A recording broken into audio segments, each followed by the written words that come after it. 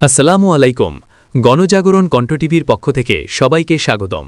আপনাদের সাথে আছি আমি মোহাম্মদ নজরুল ইসলাম। বোচাগঞ্জে ব্যাংকের চেক দিয়ে 4,50,000 টাকা ধার নিয়ে টালবাহানা, থানায় অভিযোগ। দিনাজপুরের বোচাগঞ্জে ব্যাংকের চেকের মাধ্যমে 4,50,000 টাকা ধার নিয়ে তা ফেরত না দেওয়ার অভিযোগে এক ব্যক্তির বিরুদ্ধে থানায় লিখিত অভিযোগ দায়ের করা হয়েছে।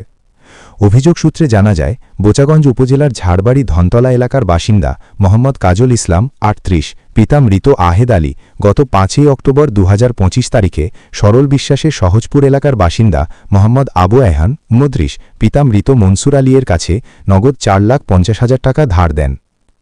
অভিযোগে উল্লেখ করা হয়, টাকা গ্রহণের সময় বিবাদী ইসলামী ব্যাংক বাংলাদেশ লিমিটেড শেতাবগঞ্জ শাখা এর তার অ্যাকাউন্ট থেকে 4,50,000 টাকার একটি স্বাক্ষরিত চেক সিকিউরিটি হিসেবে প্রদান করেন। চুক্তি অনুযায়ী নির্ধারিত সময়ে টাকা ফেরত দেওয়ার কথা থাকলেও তিনি তা পরিশোধ করেননি। পরবর্তীতে বাদী চেকটি ব্যাংকে উপস্থাপন করলে জানা যায় যে বিবাদীর অ্যাকাউন্টে পর্যাপ্ত টাকা নেই। এতে করে তিনি চরম ভোগান্তির শিকার হন এবং বিষয়টি প্রতারণা বলে অভিযোগ করেন। অভিযোগে আরও উল্লেখ করা হয়, বর্তমানে তিনি বোচাগঞ্জ উপজেলার পিডিবি পাড়া এলাকায় বসবাস করছেন বলে জানা গেছে।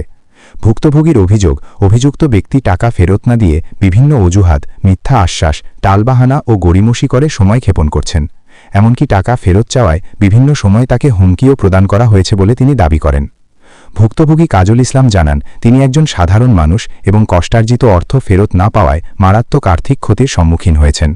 এ বিষয়ে তিনি বোচাগঞ্জ থানায় লিখিত অভিযোগ দায়ের করে তদন্তপূর্বক অভিযুক্তের বিরুদ্ধে আইনানুগ ব্যবস্থা গ্রহণ এবং তার টাকা উদ্ধারের দাবি জানিয়েছেন।